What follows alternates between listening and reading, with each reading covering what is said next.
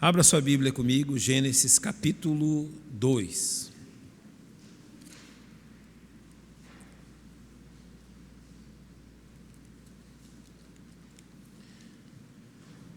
Verso 7. Se você pode colocar-se em pé, faça isso. Eu vou ler este único verso. Gênesis capítulo 2, verso 7.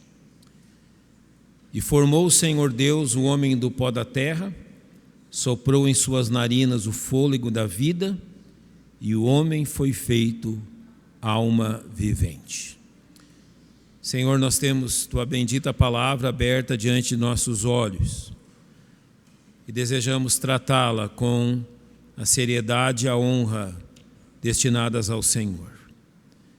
Concede pelo Teu Espírito que Ele trabalhe em nossos corações, vivificando a verdade e a nossa vida, a fim de que nós estejamos firmemente amparados em Cristo.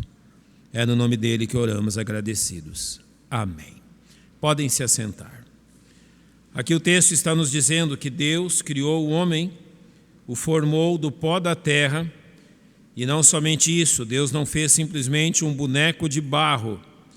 Ele soprou em suas narinas o fôlego da vida. Está falando de Adão.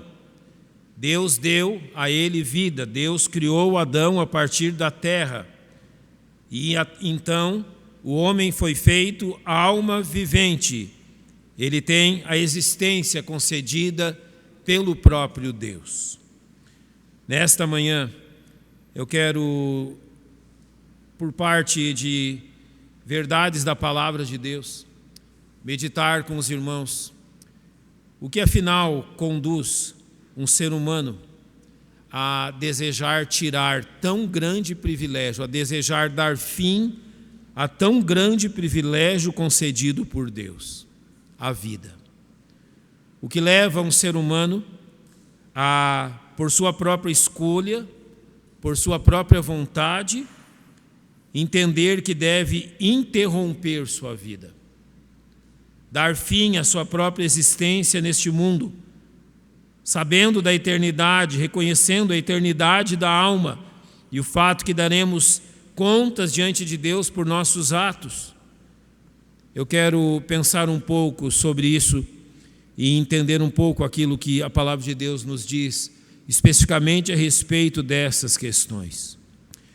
Eu não vou me ater a estatísticas, a números a respeito do suicídio.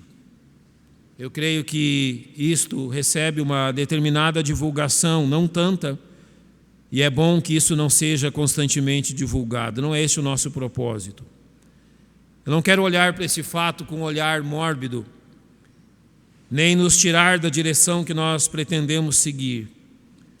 Mas nós queremos observar por que a alma humana, por vezes, é atacada pelo desejo de partir, pelo desejo de dar fim à própria vida. Eu creio que a Bíblia tem muito a nos ensinar. Eu creio que nós devemos partir de um determinado ponto. E eu vou usar uma ilustração para que nós possamos entender de que ponto estamos partindo. Você já percebeu que quando há um desastre de avião, quando um avião cai, independente do número de passageiros que vêm a salvar-se ou a morrer pela queda desse avião, é feita uma grande investigação. Durante muito tempo eles investigam não a causa, mas as causas que levam a um desastre aéreo. Um conjunto de fatores que desencadeiam um desastre.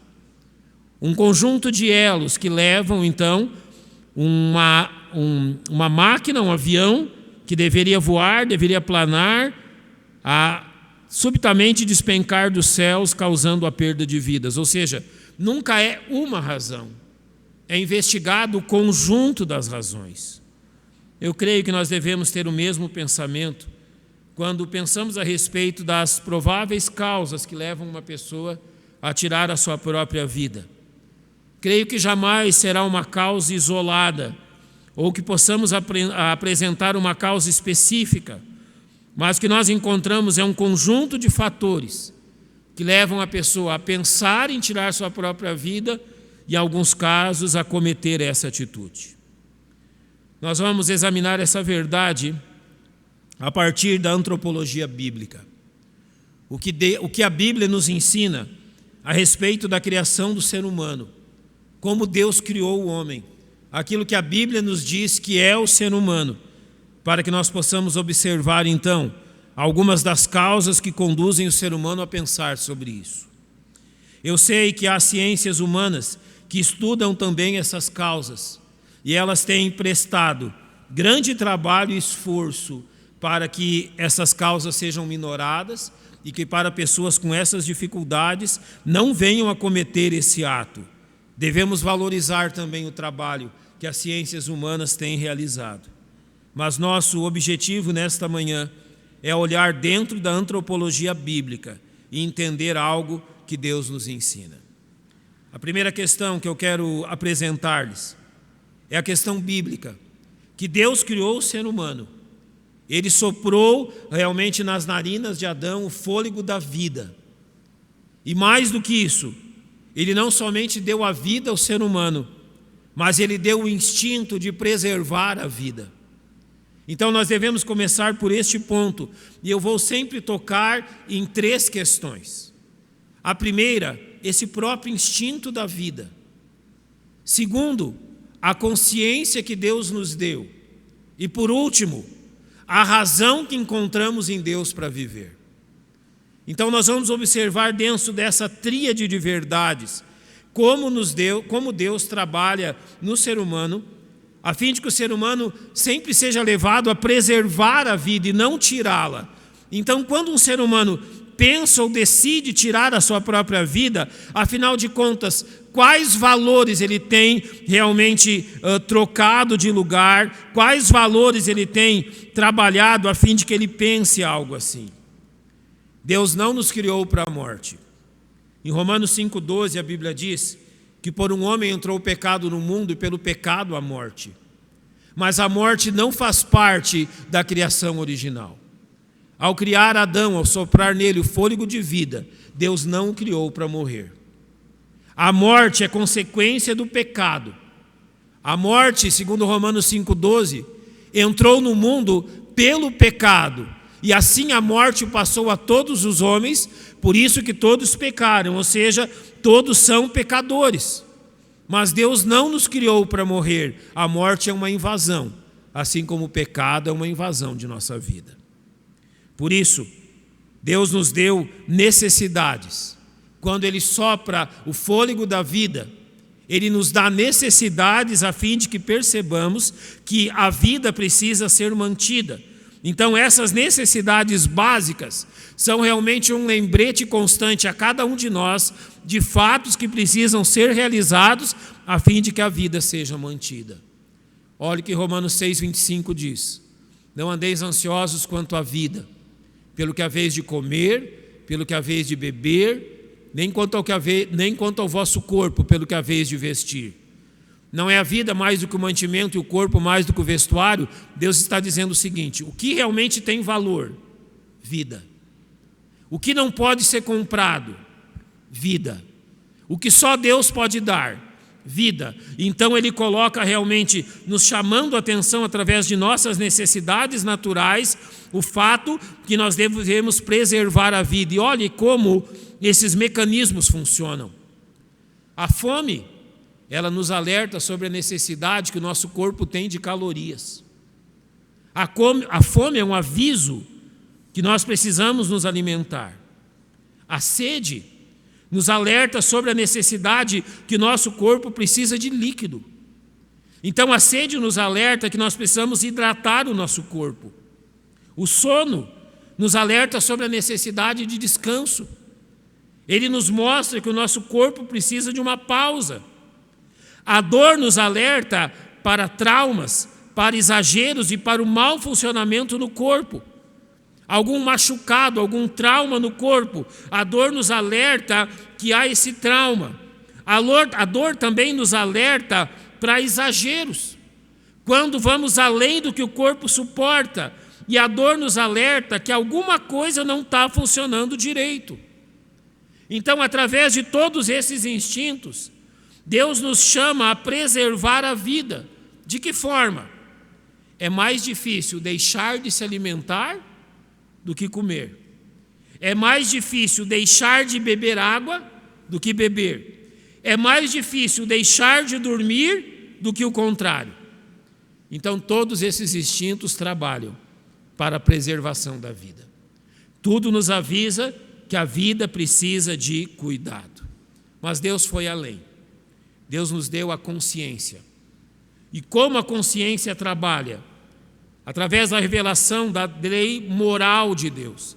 Notem aqui, Deus deu à nação de Israel a lei. E a lei estabelece como deve ser a vida moral daquele povo. Mas se Deus deu a Israel a lei, notem o que diz Romanos capítulo 2, versos 14 e 15.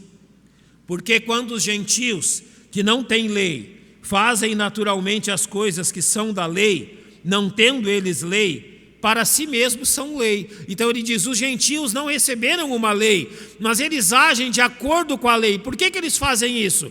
Porque eles mesmo não tendo lei, eles têm uma lei em si mesmo. Olha o verso 15. Os quais mostram a obra da lei escrita em seus corações, testificando juntamente a sua consciência e os seus pensamentos, quer acusando-os, quer defendendo-os. Deus nos deu a nossa consciência como um mecanismo de preservação da vida também. A consciência, ela tem 4 atividades. 2 positivas, 2 negativas. No lado negativo da consciência, do seu trabalho, na questão negativa, ela avisa e acusa. Então, o que negativamente a consciência trabalha? Ela nos avisa quando nós estamos prestes a cometer um erro. E se nós o cometemos, ela trabalha com a culpa, a fim de que nós entendamos que não devemos fazer aquilo. Então, quando nós vamos agir de alguma forma contrária à lei moral de Deus, Deus nos avisa pela consciência. A consciência nos avisa, e se tentamos praticar aquilo, ela nos culpa. Por outro lado, positivo, ela nos instiga e confirma. Então o coração, a consciência reconhece o que é certo fazer. E quando nós fazemos o certo, a consciência produz o sentimento de afirmação. Por que Deus fez isso? Também para preservar a vida. Também para que qualquer pensamento a fim de dar fim à vida encontre uma barreira na consciência. Mas Deus foi além. Deus nos deu o desejo por explorar a criação, por expandir o nosso conhecimento e por conhecê-lo. Então Ele nos deu instintos de sobrevivência, nos deu a consciência e nos deu a Ele mesmo. Olha o que Eclesiastes 3,11 diz. Tudo fez formoso em seu tempo, também pôs o mundo no coração do homem, sem que este possa descobrir a obra que Deus fez desde o princípio até o fim. Deus então colocou uma sede, Deus colocou um vazio dentro do nosso coração, e este vazio só Ele pode preencher. Este vazio só Ele pode trabalhar e só Ele pode realmente ocupar. Ele colocou em nós o desejo pela vida. Então agora nós temos que entender que quando nós, seres humanos, chegamos à conclusão que tirar a própria vida é uma solução, é um escape, Deus então nos obriga a destravar certas portas, estas portas que Ele criou. Quando então, e para que o ser humano não chegue a esse pensamento, Deus colocou estas portas, essas travas, para que o ser humano não faça isso. Então, quando um ser humano pensa em tirar a sua própria vida, ele precisa vencer a tendência natural pela preservação do seu corpo. A fome, a sede, a sensação térmica, a dor. Ele precisa realmente vencer a tendência natural por preservar a vida. É muito interessante aquilo que é dito sobre Jó no capítulo 2. Uma resposta de Satanás ao Senhor, olha o que ele diz. Então Satanás respondeu ao Senhor e disse: pele por pele, e tudo quanto o homem tem, dará pela sua vida. Literalmente, pele por pele. Quanto custa a pele do homem? Quanto custa a vida de um ser humano? Agora Satanás diz no verso 5: Porém, estende a tua mão, toca-lhe nos ossos e na carne, e verás se não blasfema contra ti na tua face. O que Satanás argumenta aqui é que a dor e o sofrimento são o limite que o ser humano suporta. Que diante da dor e para se livrar dela, o ser humano vai se esquecer de qualquer outra coisa. Em segundo lugar, a fim de decidir tirar sua própria vida, o ser humano precisa calar sua própria consciência, que vai realmente adverti-lo que aquela é uma decisão errada. O ser humano pode fazer isso? Pode. Olha o que 1 Timóteo 4,2 diz: pela hipocrisia de homens que falam mentiras, tendo cauterizado a sua própria consciência. Notem, uma mentira constantemente repetida pode cauterizar a consciência de uma pessoa a tal ponto dela reconhecer a mentira, reconhecer falsamente que é uma boa decisão tirar a própria vida, que é uma decisão justa tirar a sua própria vida. A consciência é cauterizada, ela tanto bate com este ponto na sua própria consciência, a cauterizando como um machucado que você faz e que torna insensível a parte do corpo onde ele toca. Nós cauterizamos a consciência, mentindo para ela que aquela solução é justa. E finalmente, nós nos convencemos de que não há nada mais na vida pela qual vale a pena viver. É o fim de toda expectativa, de todos os sonhos, de todos os alvos. E quando um ser humano realmente chega à conclusão que não vale a pena mais viver, é porque literalmente ele já matou Deus no seu próprio coração. Ele já esqueceu-se de Deus dentro de si mesmo. Ele já anulou qualquer influência de Deus dentro de si próprio. Ele já realmente rejeitou Deus de todas as formas, a fim de que este pensamento seja justificado. Por último, quais as razões que podem levar o ser humano a destravar todas essas portas e a considerar que tirar a sua vida é uma escolha justa? Eu creio que nós devemos entender que há causas da violação do instinto natural por preservar a vida. E eu creio que nós devemos abordar a todas elas, ou a maior parte delas, no seu conjunto, a fim de entendermos como um ser humano pode atentar contra o seu próprio viver. Eu creio que a primeira delas é que nós jamais devemos descartar as doenças mentais como uma causa de desejarmos, ou que o ser humano venha a desejar tirar a sua própria vida. As doenças neurodegenerativas. Ou seja, há dentro da ciência e dentro da medicina exemplos vários de perturbações psicológicas que levam realmente à perda do controle sobre a própria consciência e sobre a própria vida, no sentido em que a pessoa pode tanto perder o contato com a realidade através de alucinações e delírios, a ponto realmente de não reconhecer que está atentando contra a sua própria vida, ou seja, literalmente o seu próprio cérebro a engana. Então, os instintos naturais de preservação são ludibriados, e eu posso dizer-lhes alguns exemplos. Eu conheci um crente em Cristo Jesus, um cristão verdadeiro. Ele tinha uma doença neurodegenerativa. Em um determinado dia, a nossa cidade tinha um grande rio, tem um grande rio onde eu morava. E ele adentrou dentro daquele rio. E ele foi adentrando até perder o pé, ou seja, até não dar mais pé, ele afundar. E as pessoas viram aquilo, acharam estranho. E alguns pescadores o socorreram antes que ele se afogasse. Eles perguntaram a ele o que ele estava fazendo. Ele disse: olha, não, estou caminhando normalmente na rua. A doença havia chegado a um ponto de ilusão, de delírio, em que ele adentrou o rio, molhou-se com as águas do rio, e a sua mente não o acusou daquele perigo. Daquela vez ele foi salvo. Mas algum tempo depois isso aconteceu de novo. Não havia ninguém próximo. E ele perdeu a sua vida. Ele foi o único responsável pelo fim da sua vida. Mas a causa era clara.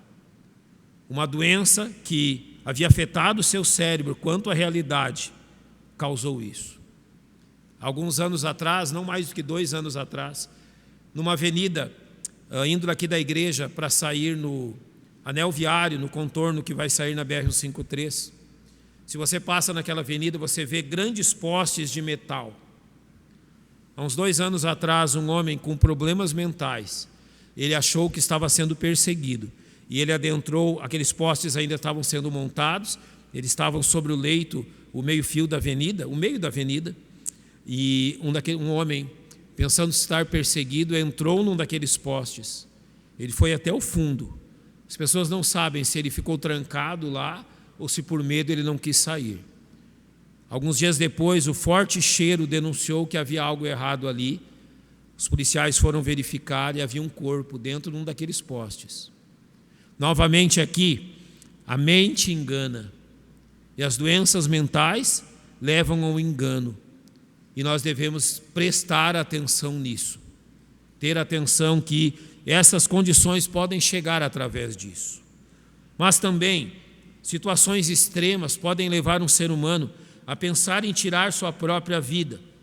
Situações extremas de medo, de vergonha, carregadas de alta dose emocional, podem levar pessoas a decidirem por tirar suas próprias vidas, sua própria vida conscientemente. Querem um exemplo bíblico? O rei Saul. O rei Saul tirou a sua própria vida jogando-se sobre sua espada. Ele pediu para aquele homem que carregava a espada dele, dizendo: olha, me mata. O homem não teve coragem.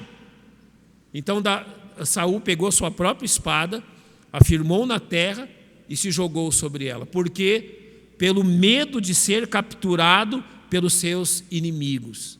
Então ele considerou que tirar a própria vida era uma atitude melhor do que ser morto pelos seus inimigos.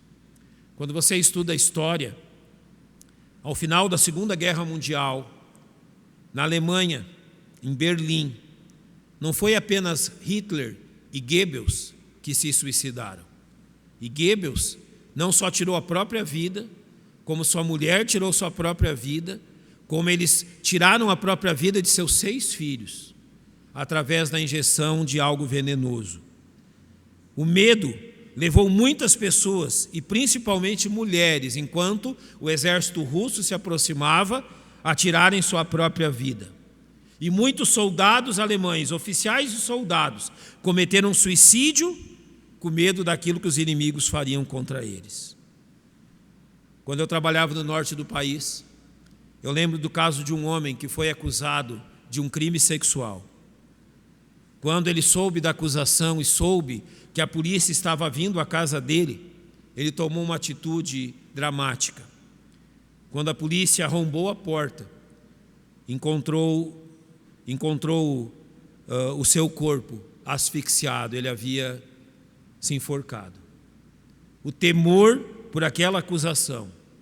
Nunca foi possível saber se ele era culpado ou não, se aquilo era verdade ou não, mas o medo o levou realmente àquela atitude drástica. E também isso é verdade em relação à decisão de tirar a sua própria vida.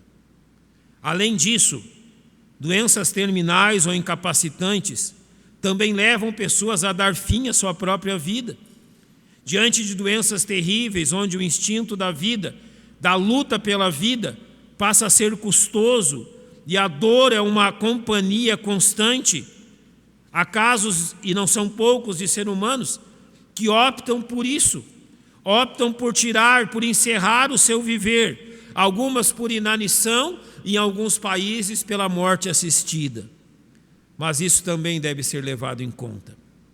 Agora, dentro dos 3 pontos que nós trabalhamos, a consciência da preservação da vida, a própria consciência e a questão da presença de Deus, como que pessoas que não sofrem essas questões, ou seja, agora nós chegamos na conclusão, há pessoas que não têm nenhuma dessas questões presentes em sua vida. Não há questões extremas, não há doenças incapacitantes, não há nada que as leve a pensar nisso, mas elas estão pensando em tirar sua própria vida. O que realmente está acontecendo, segundo aquilo que a Bíblia nos ensina? Primeiro, nós devemos entender como a consciência pode ser anulada através de convencê-la que aquela é a melhor saída. Das 4 atividades da consciência, elas operam com base em valores morais. Então, para cada circunstância, o mecanismo de pesquisa da nossa consciência, do nosso cérebro, avalia a questão com base em valores morais que recebemos. Se há algum valor que pode guiar aquela questão.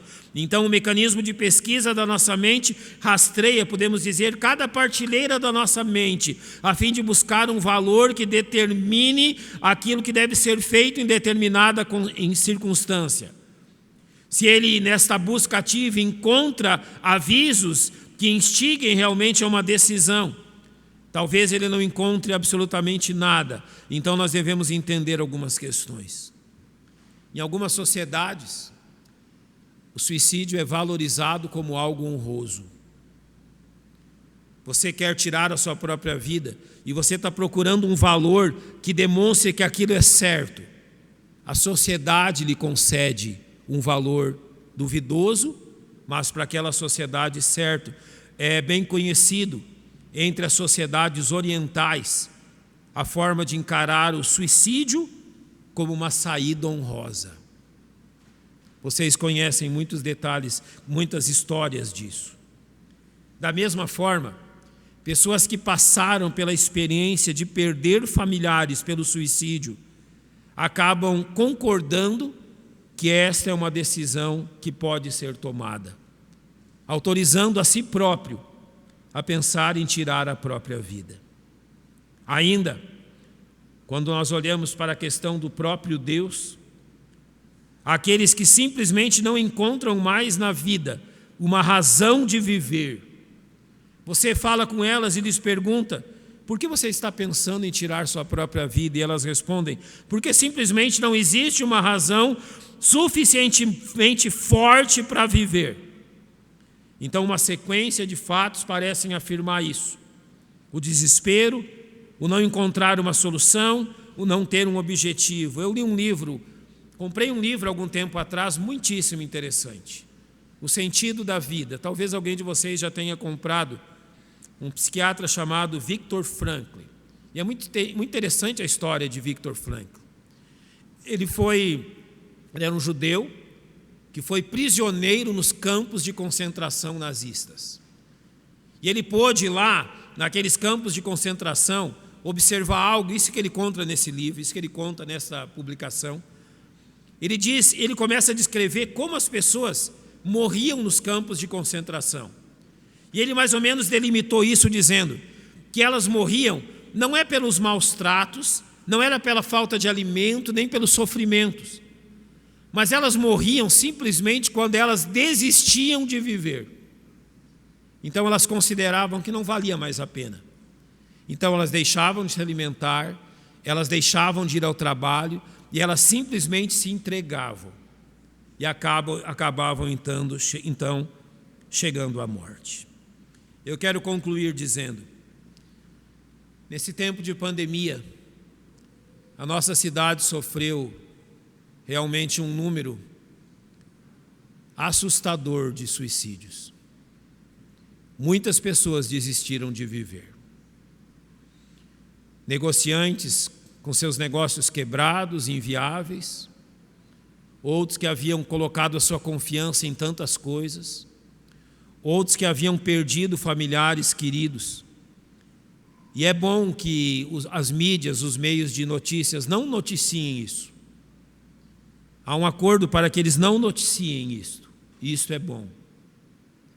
Ou seja, para que isso não encoraje outras pessoas a pensarem sobre isso. Mas eu quero terminar dizendo-lhes o que leva um crente em Cristo Jesus a pensar em tirar sua própria vida.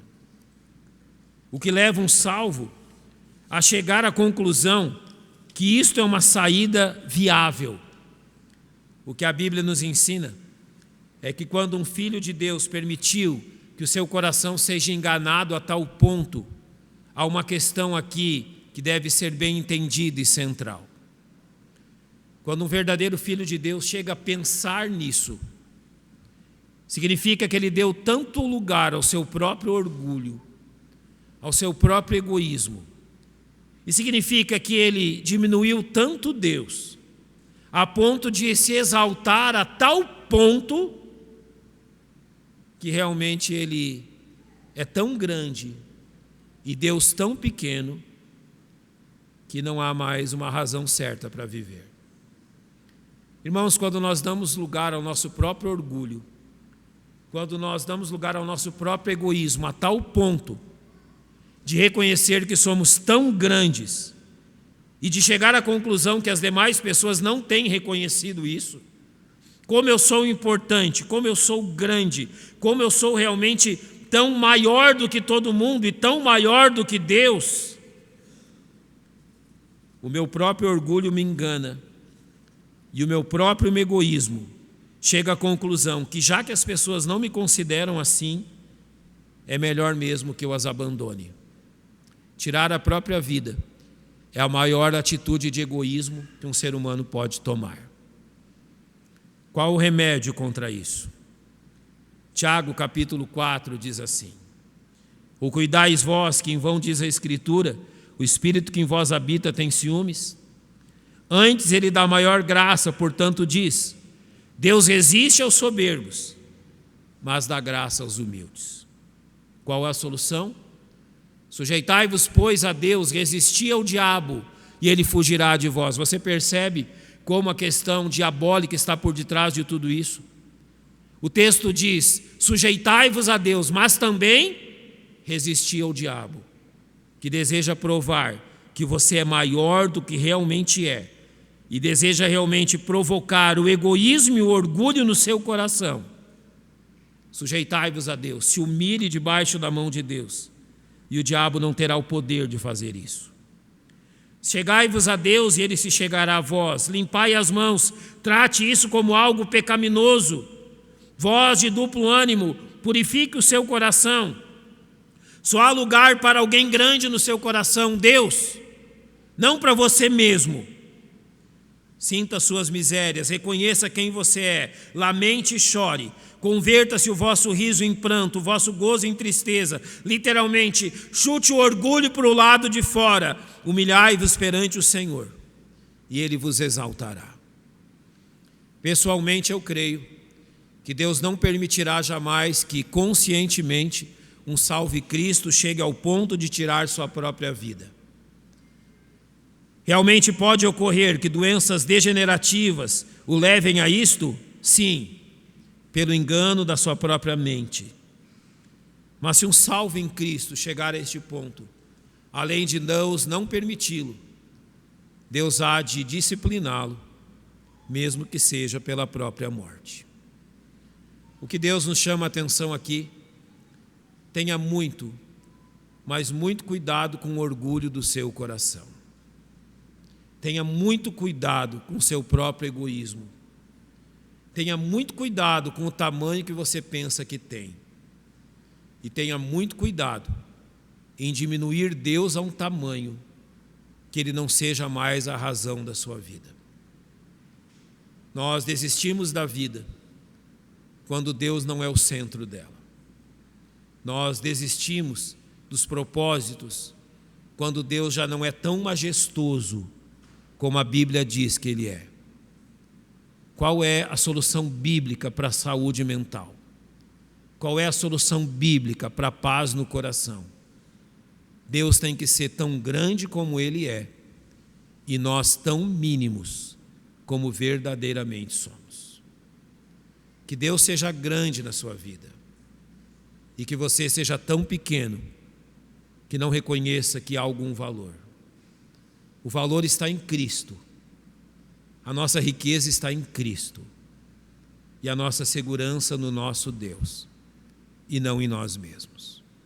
Que Deus lhe abençoe e que você entenda esta verdade pelo ministério do Espírito Santo em seu coração. Vamos fechar os olhos.